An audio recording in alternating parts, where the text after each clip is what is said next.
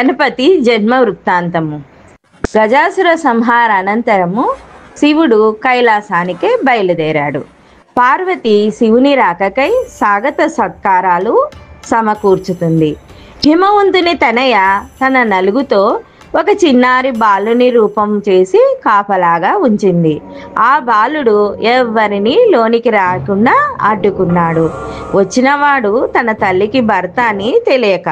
కానీ కోపం వచ్చిన శివుడు తన ఇంటిలోనే తననే రానివ్వకుండా అడ్డుకుంటాడా అని ఆ బాలుని తల దునిమాడు.